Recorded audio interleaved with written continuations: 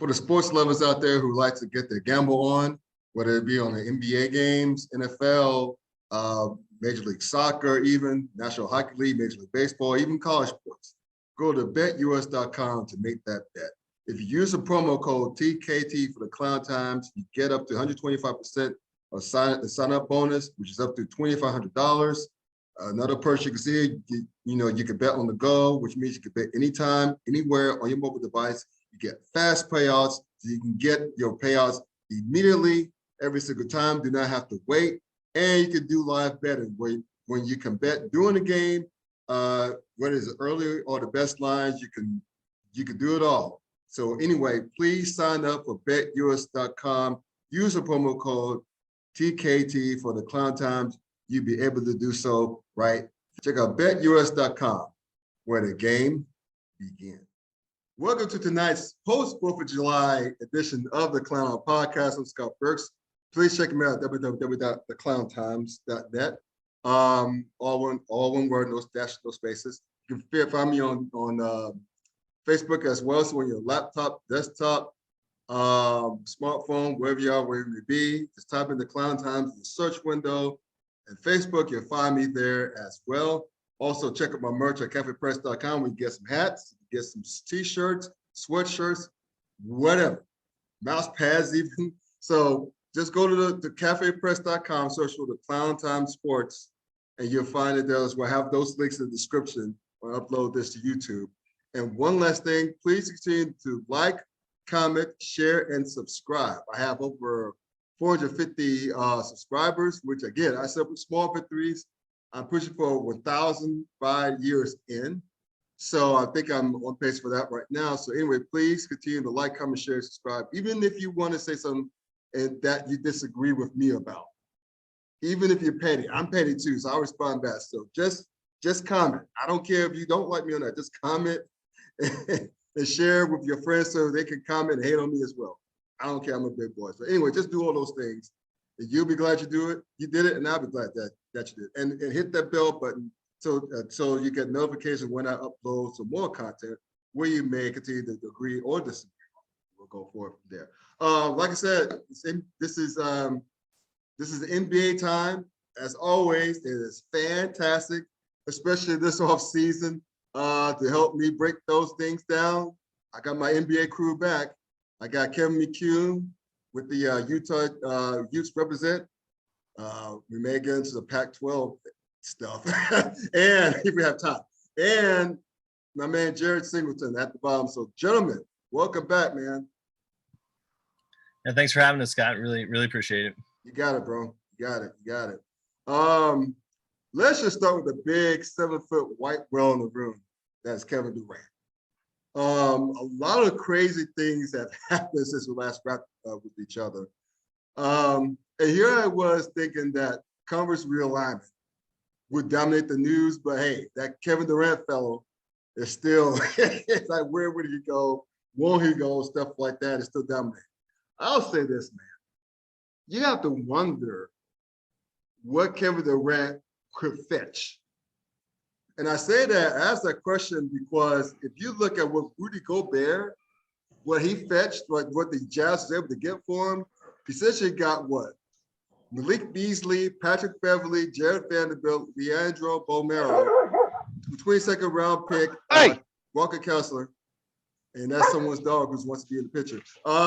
4 first-round picks to the Utah Jazz. So just for one dude, Minnesota had to give all that up. So could you just imagine what Brooklyn should be able to get for one Kevin Durant? So I'll ask you this, Kevin. I'll start with you, bro. Not to say what can he get, so obviously we agree he should get a lot, but given that teams on this wish list, the Phoenix Suns, Miami Heat, I saw somewhere that Toronto Raptors may offer a package or whatever. Maybe Golden State's the dark horse because they have the picks. They have some players to get them back if they wanted to, even though they won it without him. What team out there could fetch even something remotely close, because it should be more than that. Because, I mean, Kevin Durant's here, Rudy Gobert, no disrespect to him, is down here somewhere. Let's just be honest. So what team could get any closer to what Utah got for Rudy Gobert for Kevin Durant? Well, I don't think any team has got a package straight up where it's just going to be two teams at the negotiating table. Right. It's hard to weed through the mess and jungle that is social media in terms of rumors. But I've seen rumors of 5-team deals that fell apart and other things. And again, like I said, you don't know what's true and what not. That's why you try to look for verified accounts and just what they. That's right. But honestly, Golden State, if I don't think that it would be wise to offer Wiggins, Poole, Weissman, and a ton of picks and cash strap yourself more so than what they are by adding Durant, who is aging, and you just proved that you could do it without him. Right. I could understand a sense of urgency from that front office, though, with, I'm sure we'll get into it later with the Kyrie and LA maybe looming to, kind of keep yourself in the arms race. But whatever team, if and when this gets done, and I think Brooklyn very much wants the narrative to be if this gets done at all, right. It's going to take more than just one team. Vegas continues to like the Suns odds. They've tried to center some things around McCall Bridges, and of course, Brooklyn justly wants, Devin Booker, and Durant has no interest in playing for a Suns team that doesn't contain Booker. So if it's going to be Phoenix, they're going to have to get creative. I don't know what team. I don't know, maybe if that's Utah. I know that there were some whispers that Brooklyn liked the idea of rebooting around Donovan Mitchell. But that would take Utah, having to want to do that as well, being willing participant in that. And then it would take, not only would the Nets have to be getting a lot in that deal, Utah would as well. So, I don't know if at that point, are you having to involve more teams? Does it become more complicated?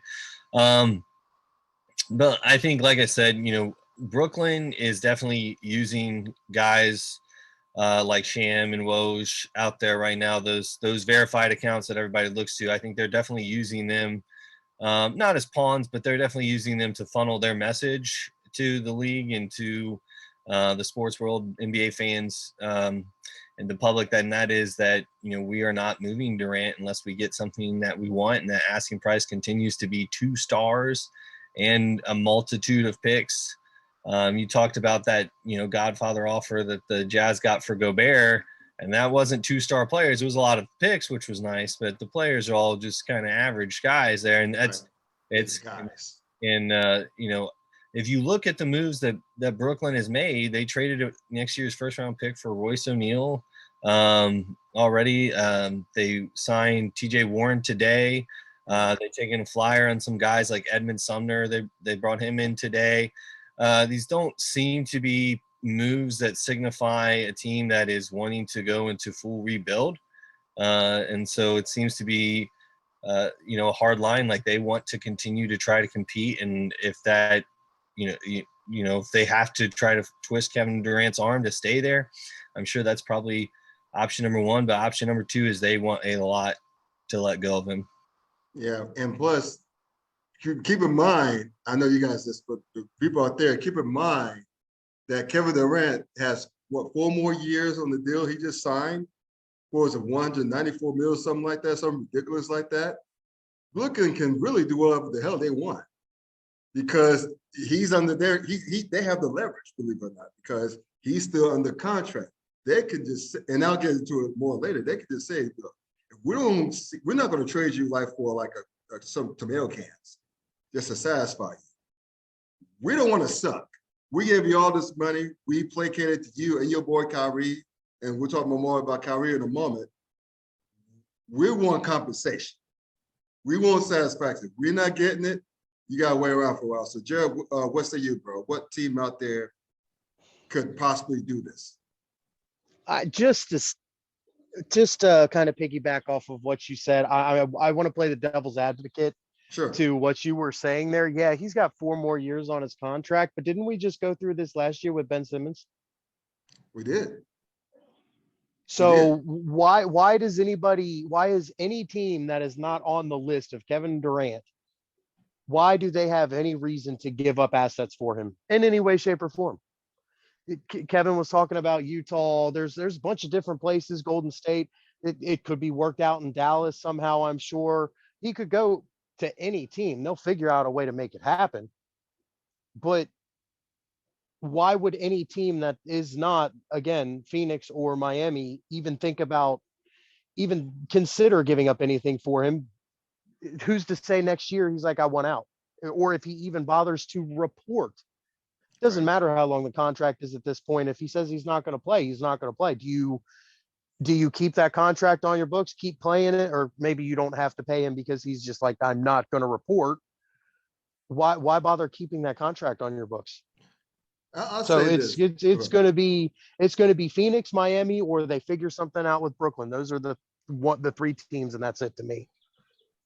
Yeah, you make a good point, bro. I don't know how the CBA works because unlike the NFL, which has a weak ass union, I think the NBA union, I don't know if they have a way around like where teams could like suspend the dude without pay. I don't know how that works. Yeah, there's ways to do that. I mean, okay. but it's still a roster spot. Right. You know what I mean? Is it worth just him not reporting, and then not only are you down the money because you can't spend the money, right? He's just not getting paid. You're also down the players that you sent out to get him. Right. Exactly. Which is why, gentlemen, I think he stays in Brooklyn. To both of y'all's points, I mean, it's one thing about a superstar, man, NBA. If they say they want to go to a certain place, whether they got years on the contract or not, outside of Kawhi Leonard, they're going to find their way to that place. We've seen it. We seen it with Carmelo Anthony to my Knicks, even though we got our depth to get him. We've seen this, with James Harden twice, right? He went out of Houston to go to Brooklyn. Then when Kyrie started acting the fool, he went out of Brooklyn to go to Philadelphia. He said those things, and he got there, right? So, which happens when players got the power. Hey, I don't begrudge that. If you got the power, use it. that's what I always say. So yeah, to your point, Jared, I agree with you. I don't, if you're other squads, why entertain it? If you're, and I'm being silly here, but if you're the Charlotte Hornets, why would you entertain? You see him showing up in Charlotte when he trades for. I don't care if Michael Jordan times 10 owns the team. If he don't want to be there, he has the power. You don't have to be. He's made enough money. He's not going to show up. So I agree with you there, Jared. But to me, I think in the end, I think the ownership, I think the GM, I think his name is Bobby. Is it Kevin Marks or Bobby Marks? I think Bobby Marks at ESPN. But anyway, I know his last name is Marks. So the GM and the ownership, they're going to talk with Kevin. I think they're going to get this figured out. Now, as for Kyrie Irving, I know Kevin, you teased it earlier. They're tired of his play. I don't think he's going to start the season in a Brooklyn Nets uniform. I think he gets because he opted back in, which gave the Nets the leverage again because he's their rights. He's not a free agent, so he's at their mercy. So if Brooklyn is as petty as I am, I'd send him to Charlotte and just say good luck. But they're probably not that petty, and they're probably smarter than that too. So this word, Jared, I could kick it back to you, man. That they've been trying to work out a trade with the Lakers to deal straight up Russell Westbrook for Kyrie Irving, which essentially says, I'll trade you my problem for your problem. Now, if that's going to work, I don't know. I know that if Russell Westbrook does show up to Brooklyn and Kevin Durant's still there, that would be hilarious to watch. Given that Kevin wanted to get the hell away from the first place years ago. But what do you think happens to Jared? What do you think happens to Kyrie Irving? Do you think he's going to start the season in Brooklyn, or is he going to be elsewhere? Hey, Kevin, Yes. who's your favorite basketball player? Right now, LeBron James. Yeah, probably Okay, right. thank you. I just wanted you to be the first person to say it. Because I have to. If I'm talking about the Lakers, I have to bring up LeBron. So I honestly think if he's anywhere besides Brooklyn, obviously it is going to be the Lakers. Russell Westbrook does not go back to Brooklyn under any circumstances. It's a 3-team trade. Okay. It's every bit of LeBron being there, knowing how to handle him, and that doesn't necessarily mean like knowing how to deal with Kyrie, the person. That means knowing how to deal with Kyrie being in your locker room. He knows how to do that. I mean, everybody that plays with Kyrie absolutely loves him and all that, but you can see it just gets tired on every team that he's with. Right. So I think LeBron having been there before helps that transition. I honestly don't know how it works. It takes Russell Westbrook. It takes the 27 and 29 draft pick that they have, and it takes a third team to come in and say, all right, we will take Russell Westbrook, and then we'll get this back from Brooklyn and blah, blah, blah, yada, yada, yada. Players here, players there, but that he's in La La Land next year. Yeah. Yeah. How about you, Kevin? I'm leaning that direction as well. But what do you think, Kevin? Yeah, and so Sean Marks, Brooklyn. Sean Marks, yes, right. I tend to agree with Jared that I think he'll end up with the Lakers. You mentioned before, players typically get what they want. But I think that the fun in all of this in the past week, I mean, it's definitely highlighted the soap opera that is the NBA offseason. It's great, man. It's great. I was prepared last week when we originally talked about maybe meeting. I was prepared to come and be like, I was right. Kyrie is going to be back in Brooklyn and toot my own horn, Right. that I didn't think, but or bring up. But anyway, I'll digress on that. I do think that I think it's convoluted. I think, just as they're putting, the message out there that they're prepared to hold on to Durant, they've also put it out that they're prepared to hold on to Irving. Now, to Durant, it seems like the message has been, we're prepared to hold on to Durant if we don't get what we want. For Irving, I feel like the message has more so been, we're prepared to hold on to Irving until training camp, and so it's kind of, I feel like there's been kind of a difference in the two messages that have been put out there. But I also feel like the reason that Kyrie isn't a Laker yet is because if you look at the situation, other than, Kyrie opting in and that being the standpoint where Brooklyn has leverage, Right. Brooklyn right now has the least amount of leverage in this Kyrie situation than what they're going to have going forward. As the Lakers become more desperate, as we get closer to this season, the balance, the scale will tip a little bit more in Brooklyn's favor. But right now, to do it right now, it's, I feel like they've tried to put out there that Dallas is interested, and they've tried to put out there, and then maybe some other teams have interest in Kyrie, and then those rumors are just getting shot down. People look at, the amount of money that Dallas has on their books and realize it's that, that they'd have to get really creative, blah, blah, blah. There's, for whatever reasons, all these teams other than the Lakers that have been rumored to potentially be interested in Kyrie, that all those have been debunked. And it's really one team, and everybody knows it's one team. And I think Brooklyn doesn't like operating from that standpoint, because it gives the Lakers a little bit of wiggle room to negotiate some odd things that maybe if you're trying to, one, unload Westbrook, and two, get a player like Kyrie, you maybe typically wouldn't think that the team that's trying to do those things would have the leverage that the Lakers seem to have at this point. For instance, the Lakers seem to prefer Seth Curry over Joe Harris. That was floated out there. And I'm like, and Lakers fans, LeBron fanboys like myself, we see that, we're like, just take Joe Harris, like LeBron's great spot up 3-point shooters. Either one, they both had great. They're two of the best 3-point shooters percentage-wise in the NBA. They might have been the two best actually, statistically last season as far as shooting percentage. 46. I think Curry was 46 and Harris was 44. I might have that reversed. Des Bane was the second in the league, man. Okay, well, He's a beast, by the way. They were both up there. 46% and 44% is where they were at. So I mean, you're really splitting hairs, and in addition to to that, it's just like you see Ginny Buss come out with her cryptic tweet about, and maybe it was crazy.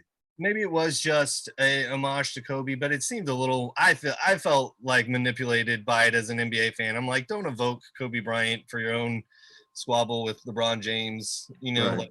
Like so unnecessary. Yeah, everybody sees through it, and plus, why even alienate LeBron? You committed to him, and you knew what you were getting in LeBron when you got him, because that's who he's been everywhere. Everyone's always said, he's a player and a GM, and he called, right.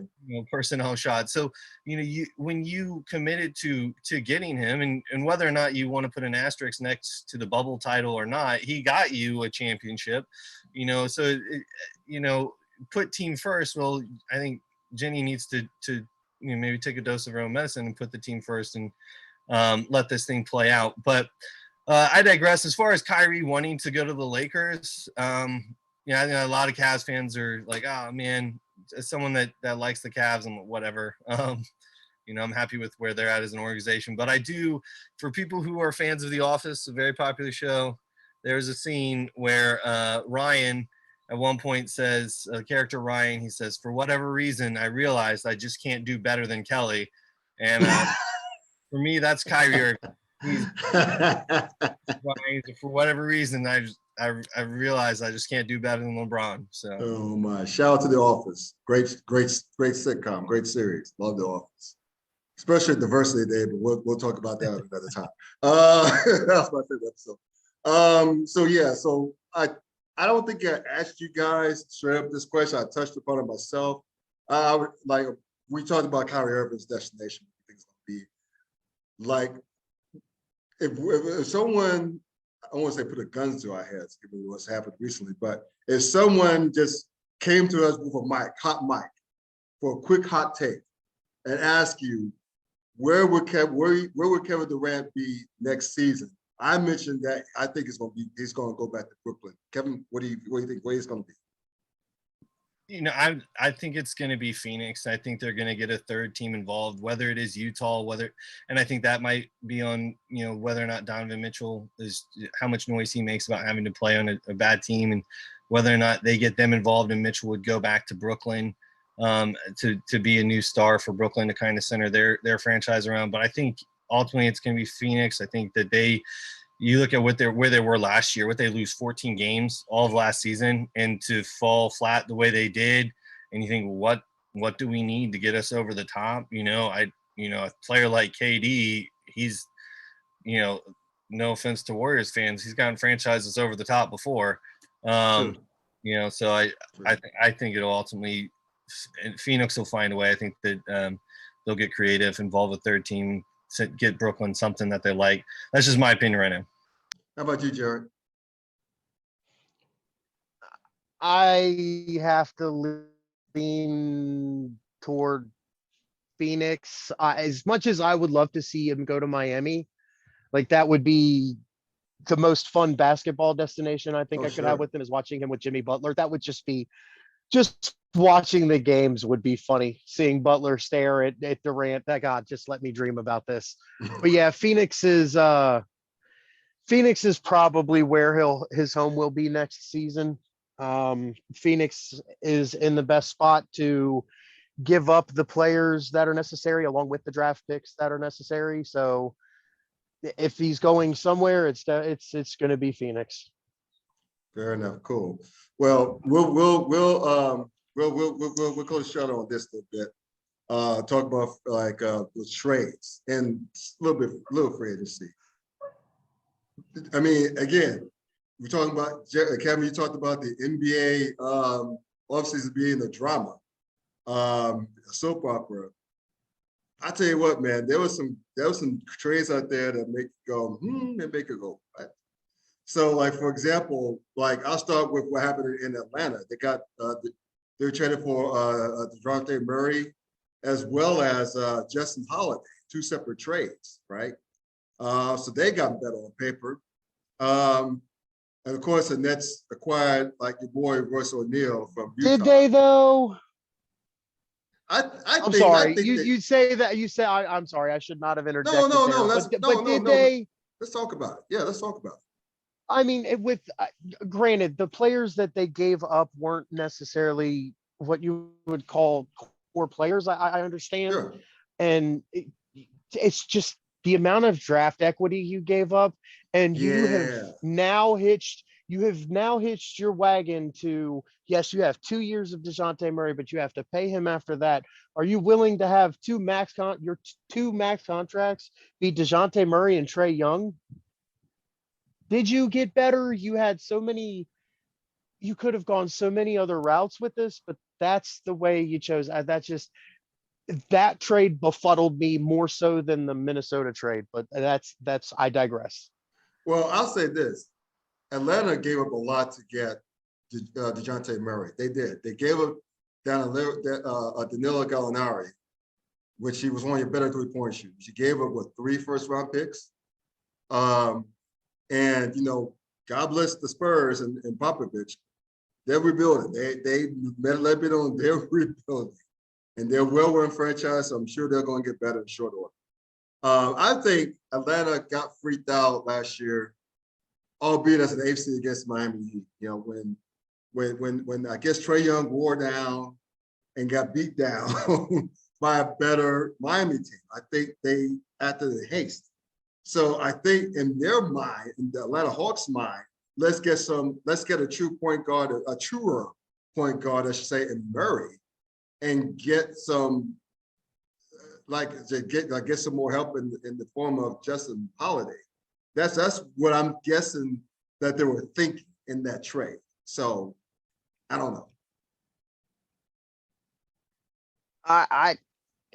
Like I said, it just absolutely befuddles me. It's just the backcourt tandem of Trae Young and DeJounte Murray. Granted, I think both players are great individual players. I know DeJounte Murray made an all-star team, much better defensively than Trae Young, so I can understand that. But DeJounte Murray is not that big, so you're not going to have him slide to wings. And while DeJounte Murray is decent at everything, his jump shot comes and goes. He's not consistent from 3-point land. It's just I don't know. I guess what they're thinking is I can have Trae Young for offense and I can have DeJounte Murray for defense. That okay. I okay, but giving up so much to make it happen, 3 first-round draft picks is just a lot for me. Yeah. That's where it went too far. 1, maybe 2. I guess I could have said 2, but 3 was just like, man, I in my opinion, it seems like you overpay. Right. There's one trade. I was going to say there's one trade I did like, and I'm sure you got some thoughts on this too. I throw it to Kevin, and we could throw it back to you, Jared. Is like Boston getting Malcolm Brogdon. I thought that was a great trade for Boston, because essentially what Boston did was gave up 5 just dudes, right? Outside of maybe Jay Ortiz, who's a rotational player, a good role player.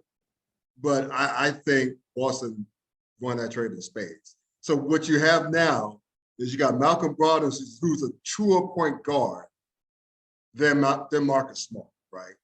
And that showed in the finals. Let's be real, gentlemen. Boston was a decent point guard player away from beating the Golden State Warriors. They were better than them on paper. They were younger. They were longer. They defend better. But they turned over the ball too damn much. I mean, they lost game 4 in the fourth quarter. They blew in the fourth quarter, game 4. Because how do you go up? How do you lose a game at home where you're up 7 with what, 5 or 6 minutes left to play, and you at home? You usually take that home, right? But Golden State, to their credit, they battled back because, turnovers. And then when you knew it was over in game 5, we talked about this a few weeks ago, when Golden State played its worst game. Stephen Curry went 0 for 9 from 3. And you still got your ass handed to you because, again, turnovers. You out-rebounded them. You shot better than they did. You went to the foul line several more times than they did. I mean, Golden State went to the line only 5. They only had 5 attempts, I think, from the free throw line that game. And they were the home team. And Boston still lost by 10 points. Again, turnovers. Turnovers did them in. It wasn't the officiating necessarily, it was turnovers. And I'm looking at Jaylen Brown, Jason Tatum, and Marcus Smart. Now you got in Malcolm Brogdon, you got a truer point guard who can distribute, he can score as well, but he's much smarter with the basketball. He's a good team guy as well. And, he'll fit into Boston because he plays defense too. So he'll fit into Boston pretty well. And Boston did not have to give up any of the big dogs together. So, Kevin, I think Boston made out like bandits in that trade. I think Boston has to be amongst the favorites now to come out the East because they've gotten better. Yeah, no, kudos to Brad Stevens for basically, Yes. I'm going to sit out and, the drama that is, this NBA offseason soap opera. I'm not going to throw my hat in the Kevin Durant ring, even though maybe an offer of Jaylen Brown and Marcus, maybe something like that could get it done. No, I'm just going to look at where my holes were from my already championship contending team, and I'm going to try to fill those holes. And one of them being Malcolm Brogdon, and the other being Daniel Guy. I can't say his last name, Gallinari. And so, with Brogdon, if you look at Brogdon statistically, I mean, when he's healthy, and that's a huge if for him. Sure. But when he's healthy, he's a really great point guard. And he's a really great NBA player. And, I'm, nobody. So no offense to him. You're somebody too. No offense to Malcolm Brogdon, but I'm not sure how interested or enthused Malcolm Brogdon was ever personally to be a part of the Pacers organization, and I think that's fair. I think, now that he's with the Celtics, I think we might see him a little bit more of that Milwaukee Buck Malcolm Brogdon that we saw, where he looked like he could be, if not a special player, at least in the upper echelon of NBA point guards. And Boston's plan right now is for him to be a 6th man. We'll see how that plan goes as the season goes forward. But even if that's his role off the bench, you have somebody that can come in and run the offense. And then with Gallinari, you've got a guy that, if Tatum or Brown need a breather, you have a guy that can put up a bunch of points in whatever minutes Boston gives him. Really good, efficient shooter, good 3-point shooter. So Stevens, continues to, assert himself as a very formidable, front office exec and general manager as he continues to put his fingerprints on Boston's roster. I mean, from what he inherited to what it is now, he's, the changes, you're like, you kind of look at him like, oh, that's pretty good. You kind of do one of those. But then when you look at just the roster by comparison from where he took over to where it's now, it's like, wow, he's done a phenomenal job of getting the team where they need to be. He's an excellent front office dude. Who knew?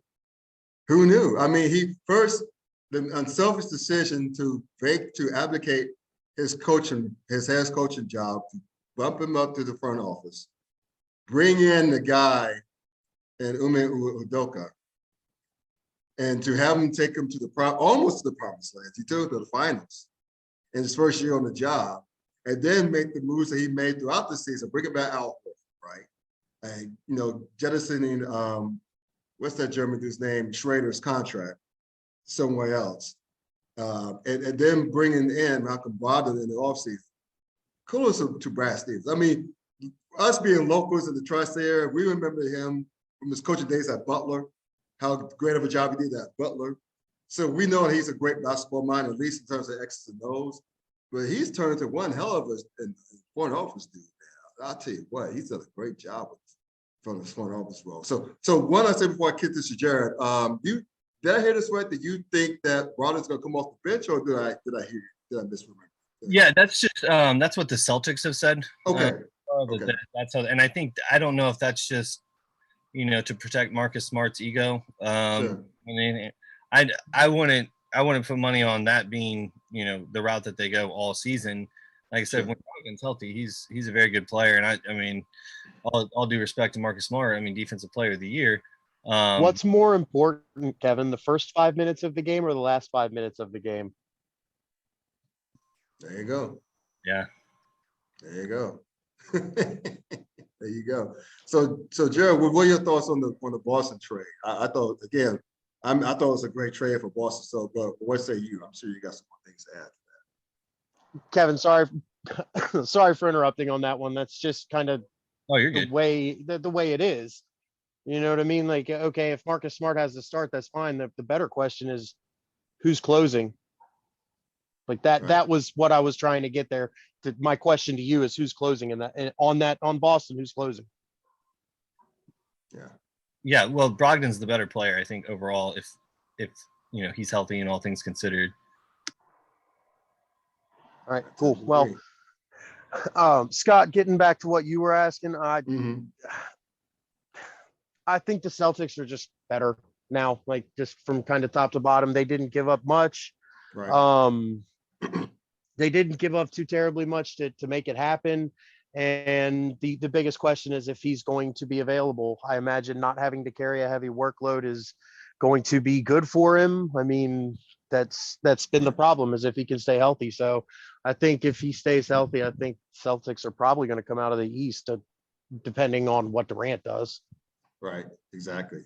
The East is going to be a beast next year. I mean, just thinking about it, them, Miami, Milwaukee, healthier Milwaukee squad with Chris Middleton being back. Who knows what's going to happen in Brooklyn?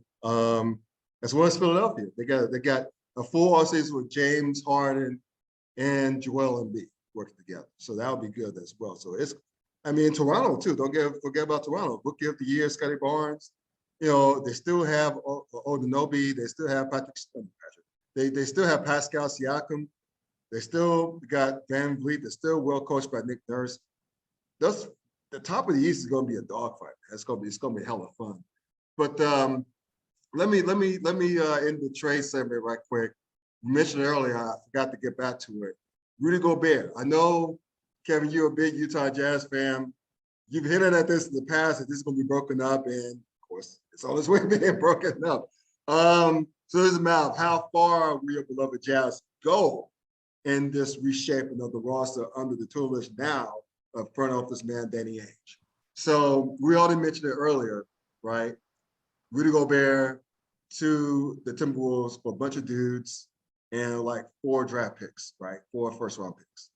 So if you're Utah, do you stop there? Well, for 2 questions. If you're Utah, do you stop there?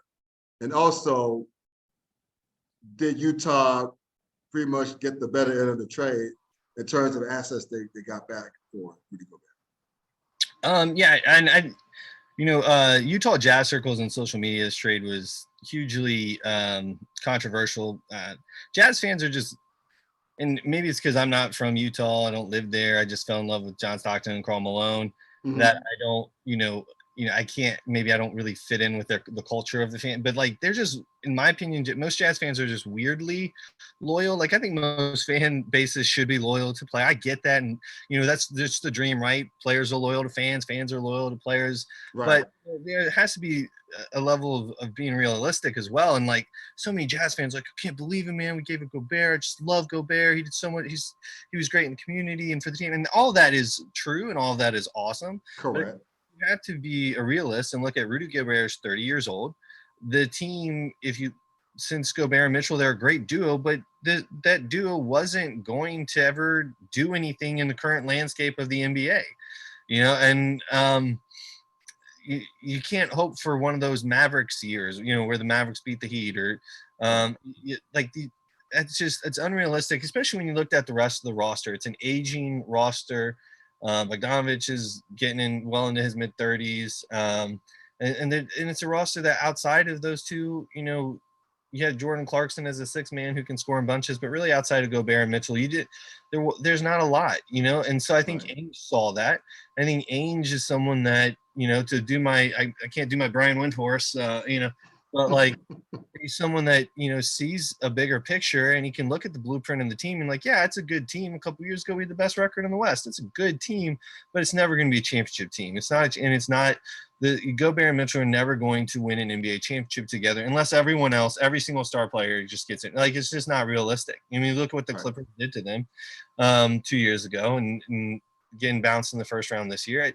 And so Ainge did what I've been saying the Jazz needed to do for the last couple of years, and that's hit reset. And I think it's hard to say who wins the trade. I think in this situation, I think both teams can win the trade because, you know, Minnesota gets something that they really lacked with their best player, Karl Anthony Towns, and that's like, you know, an incredible rim protector who's going to do the nitty gritty down low. And now that you have Gobert can do that while Karl Anthony Towns can be Karl Anthony Towns and get you, you know, 25, you know, points a game and do his thing. And along with their other young core, Anthony Edwards. I don't know if they're going to hold on to, you know, D'Lo or not, maybe.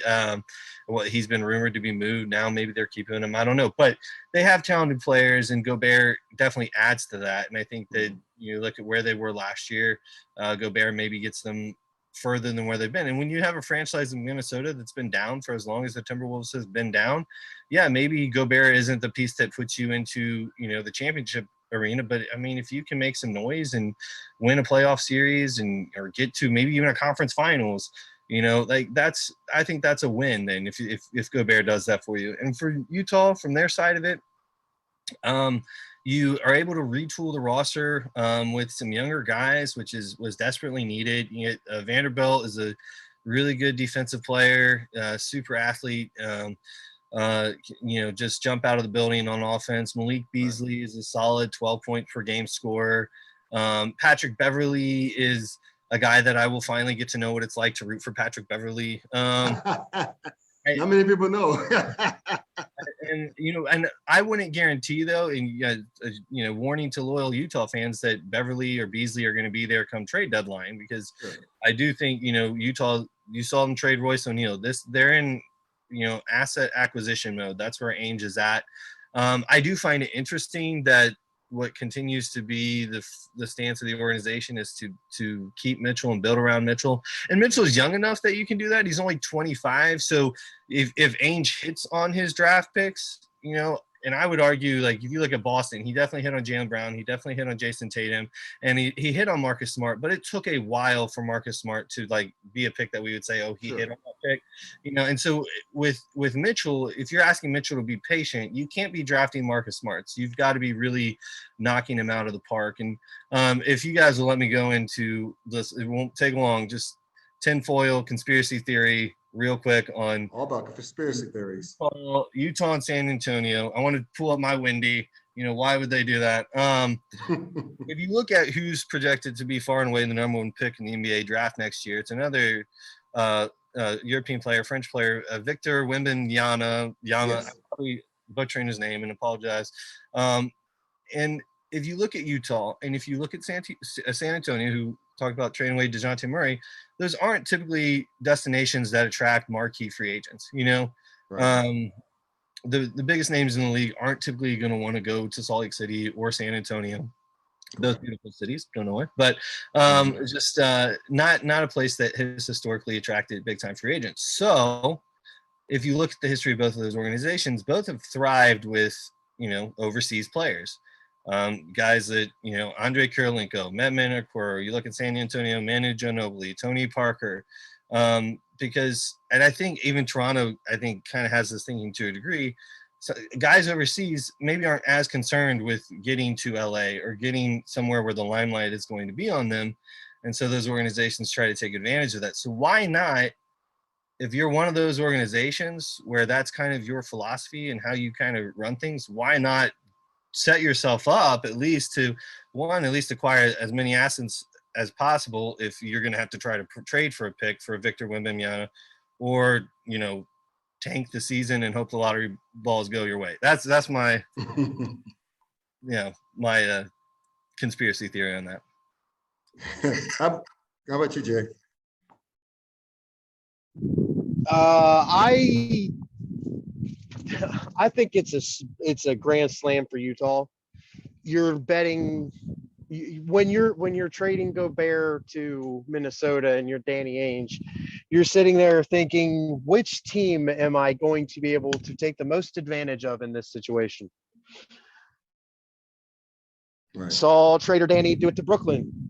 I'm betting that he is thinking that the Minnesota experience is not going to work out in Minnesota, and those picks are going to be valuable because they're so far down the line.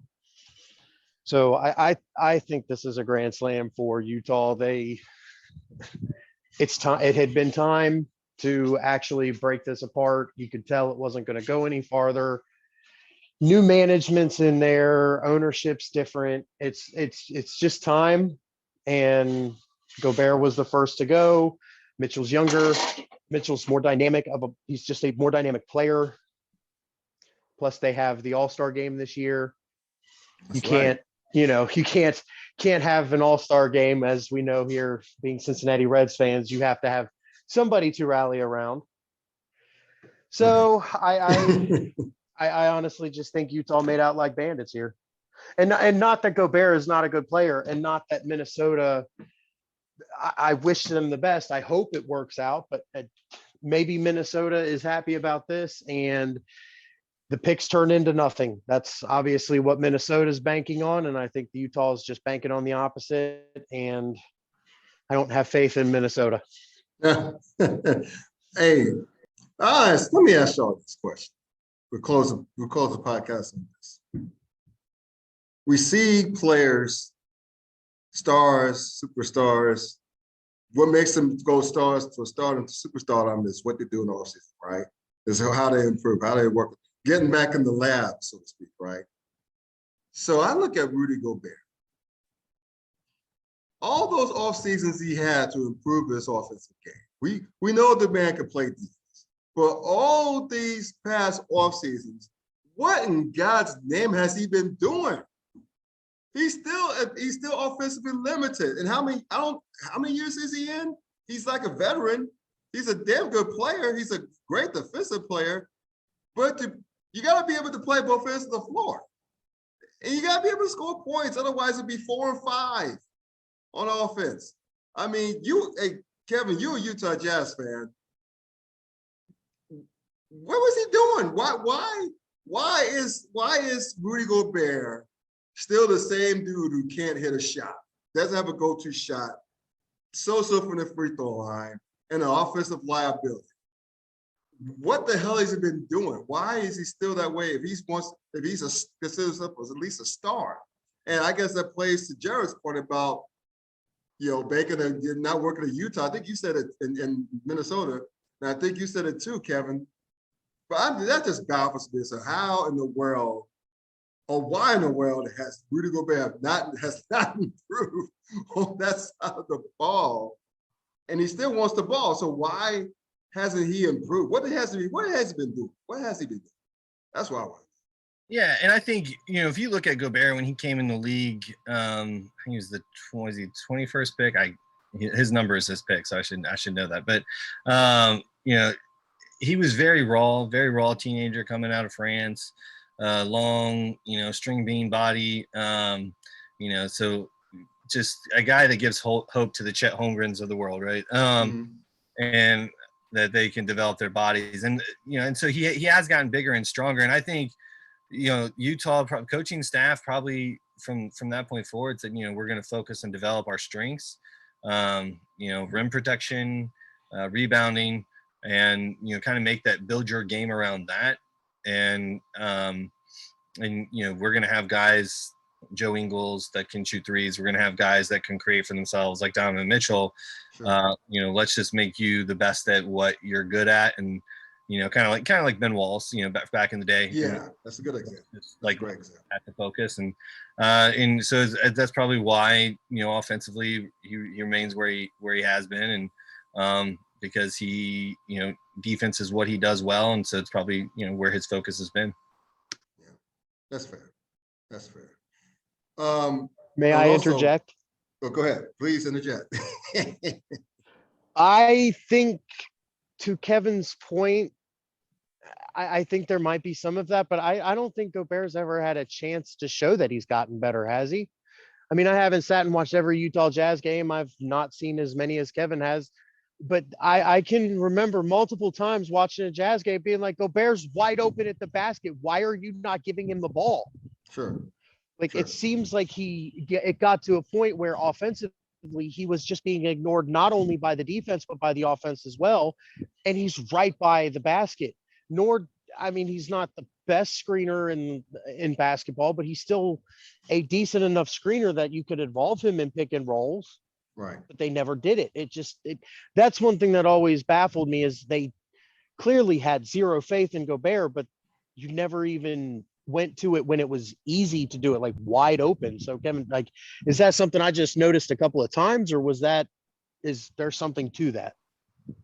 No, and I think there might be something to that. I think it might just, I think Mitchell's game is very much ball dominant. Right.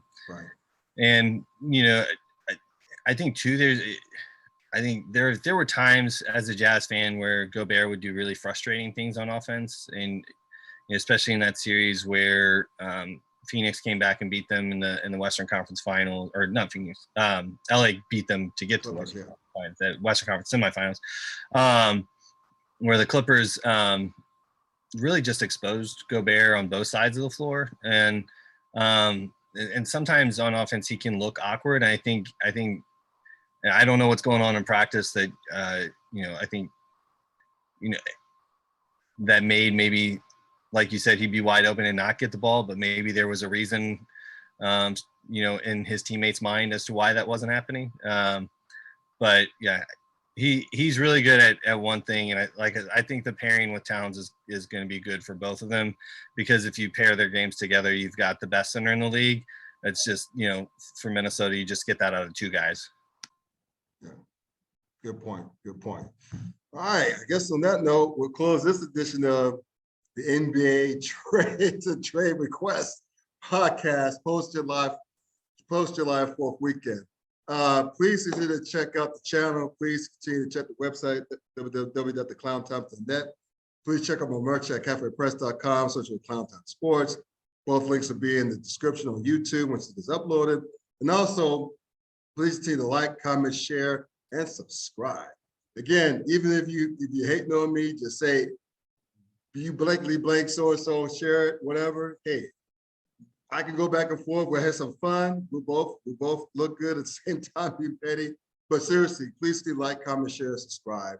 You be glad you did, and I'll be glad you did. And thanks again to my NBA homies, Kevin McCune, Jared Singleton. You're going to be seeing these two dudes again a lot of times throughout the summer, because again, this NBA hot stove season is fantastic. So until next time, take care. Have a great rest of the week. Don't breathe too hot outside. We out.